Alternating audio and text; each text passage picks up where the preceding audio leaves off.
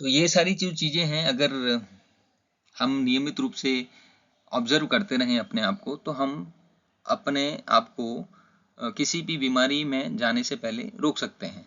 देखो, आपने कभी नोटिस किया कि यार जो भी हॉस्पिटल में एडमिट है, वो ऐसा तो नहीं है कि रातों रात सुबह रात में एकदम सही से सोए और सुबह उठते ही एकदम से बीमार हो गए।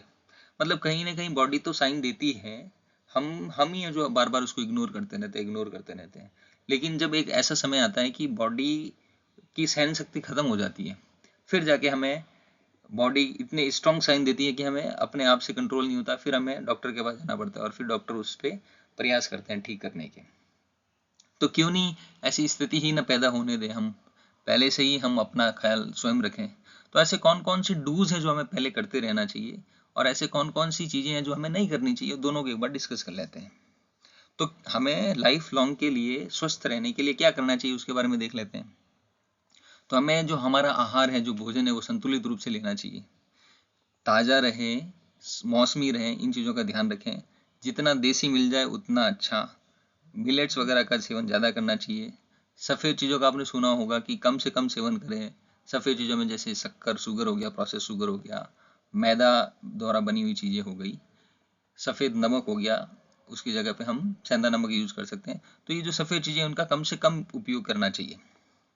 फिर नियमित रूप से हमें योग प्राणायाम वगैरह करना चाहिए। कम से कम 30 मिनट तो हम इसके लिए निकाल ही सकते हैं।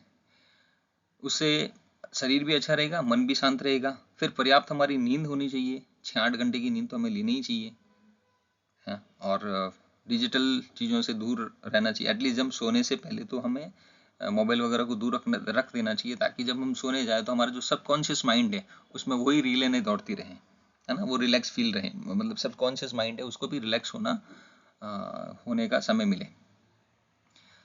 फिर बैठे रहने वाली जीवन शैलियों से हमें बचना चाहिए। सपोज अगर आपका ऑफिस वर्क भी है तो एटलीस्ट आप पानी ऑर्डर करके ना मंगाए, कि जो भी आपके पियोन वगैरह हैं आप खुद ही जाके पी सकते हैं। इससे एटलीस्ट आपकी एक दो 5-20 कदम की चलने की जो फिजिकल एक्टिविटी होगी वो आपके शरीर के लिए अच्छा ही है ना।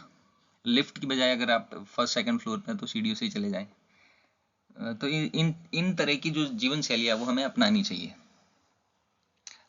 कम से कम 2-3 लीटर तो पानी पीना ही चाहिए। और जब पानी पिए तो उसको घुट घुट करके धीरे धीरे पीना चाहिए, ताकि मुंह की जो लार है वो भी पानी के साथ हमारे पेट के अंदर पहुंचे। और सामान्यतः बैठ कर पानी पीना चाहिए, खड़े रहकर पानी नहीं पीना चाहिए।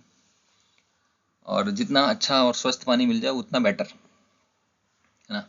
और हम जिनके साथ उठते बैठते हैं, जिनके साथ भी हम घर परिवार या यार दोस्तों के साथ जिनके जिनके साथ जैसे रिश्ते हैं, उनमें एक तरीके से